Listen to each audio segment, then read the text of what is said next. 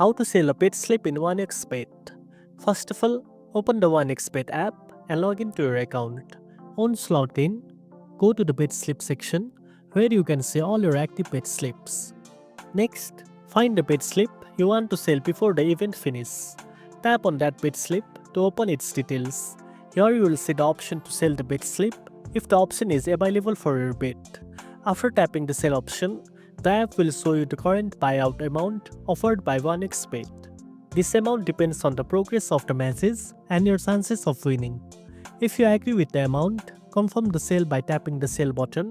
The money will be credited instantly to your account balance. This way, you secure your profit or minimize your losses without waiting for the event to end. Keep in mind that the sell option is only available for certain bet types and during specific times, so always check if your bet slip qualifies. And that's it. Now you know how to sell a bet slip in 1xBet.